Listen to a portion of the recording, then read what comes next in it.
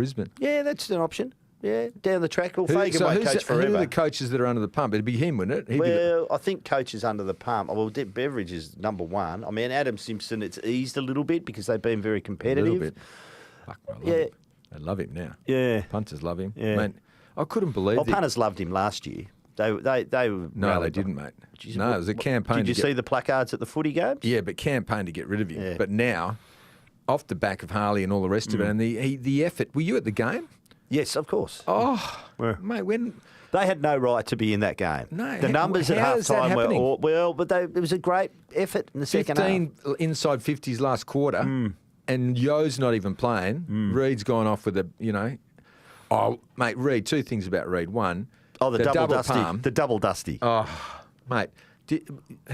Just explain to people how loud was the explosion amongst the crowd? Oh, yeah. Phenomenal. Yeah. Never heard nothing like it. Well, I have heard something like it, but it was just, it must be so weird being a 19-year-old kid in your seventh game and you do something like that and the whole joint, 50,000 people just explode. Yeah, I felt for Jake Waterman, who was having another great game, and he's taken a fantastic juggle mark, gets him to within 4 points. He'll kick it.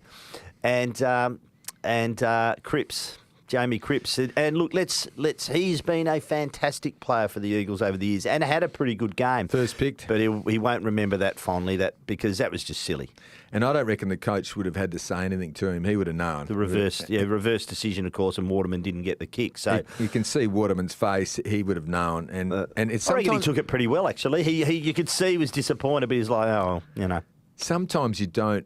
When the coach doesn't mention it, it's real bad. Yeah. It's like even worse. Oh, the coach addressed it after the game. Yeah, but I don't reckon he would have said anything to him because that you wouldn't need to. And sometimes that's worse than actually being told off by the coach. You feel like because it's like you let your dad down. Yeah. It's like a father-son thing. You go, oh, geez, Dad, I'm so sorry on that. And have you ever been let down by your son? Have you ever gone, a few times, son? Fair dinkum, mate. Honestly. But you don't need to milk it, do you? The kids know. What about Waterman? 6'5", 4'3". Yeah. 6'5", 4'3". Yeah. For the last 4 games, he's kicked 18 goals, 4 weeks. Previous to that, 18. Third on the Coleman. Took him Robbo told me this. Equal second, actually, on the Coleman. Took him 16 games to kick 18 goals, and in the last 4 weeks, he's got out with the concussion protocols for a hit. Very late in the game, and he also had some hamstring awareness, so may not have played this week anyway. Let's hope he's back pretty quickly. We should give Did you go to Newman College? No. Oh, you're from Victoria. Did your sons go there? No, they're at Trinity. At Trinity. Going beautifully, Trinity. Mate, we'll probably have some listeners from Newman College on here, I reckon. Mm-hmm. Some and the Marist College as well. Those colleges, not Marist College, Marist Football Club, and also Newman College. And, spread the word, boys. Tell everyone to listen to our podcast because you're about to get the biggest pump up in history. Okay.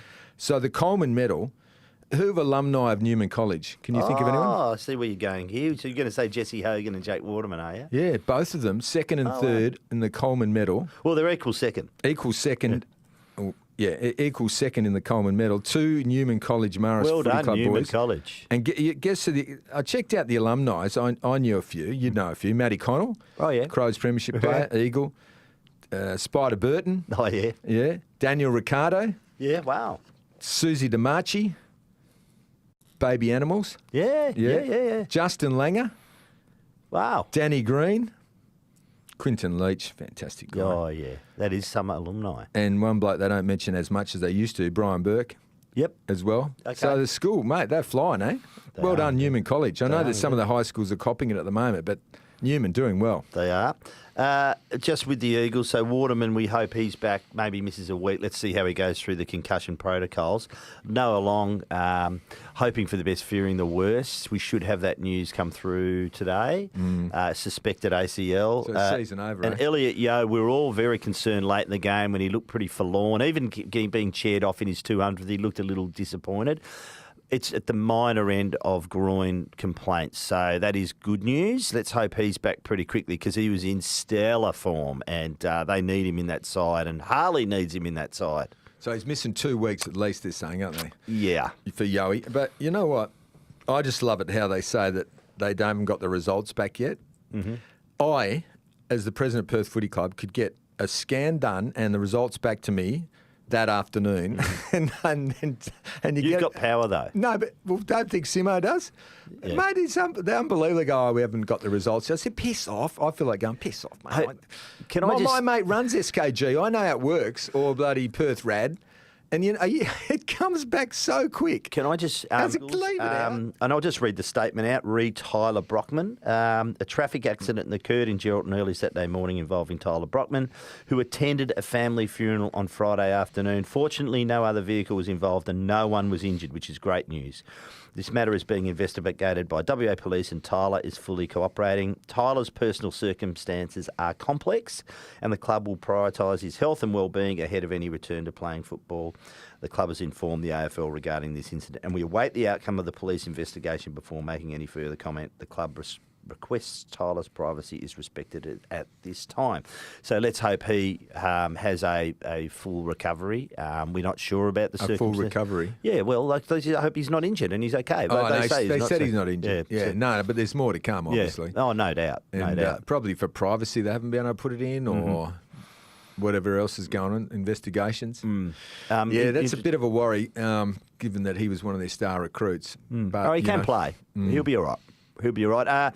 And did you say Adam Simpson last night on 360 was a bit troubling too because they were talking about social media and I think Ross Lyon was saying how the Saints have embraced it and used it to their advantage and Adam Simpson wasn't so complimentary about social media, Barra. Not at all. And in fact, he said they've had to, I've got the exact quote here, but he said something along the lines of they've had to involve the police in some of the situations for their players. I'm not sure if he's talking about that one about Harley Reid recently we saw, or whether they needed to clarify things. But that's really concerning. And you know what I think we have to be careful about as well is us as media commentators, and in particular, like I saw Kane Corns last night. Did you see that? No.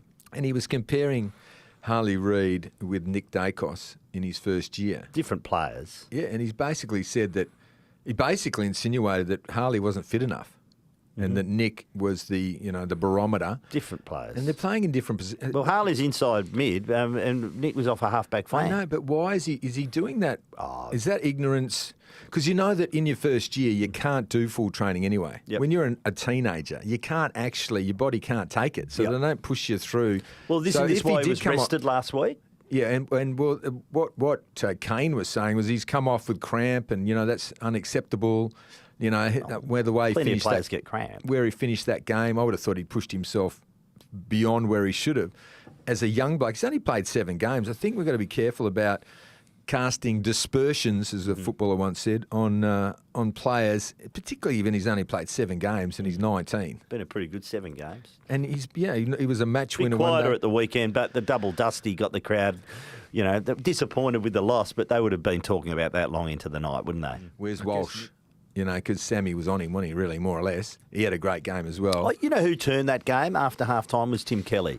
Because he was. Are you going back to the Eagles? Yeah. Sorry, he was quiet in the first half, but then he's flipped it. He just imposed himself on the game. I thought early in the third quarter. He was very good, and they started, and everyone sort of rode on the coattails a bit. Everyone started, a bit of a spike in confidence, and the forwards were presenting.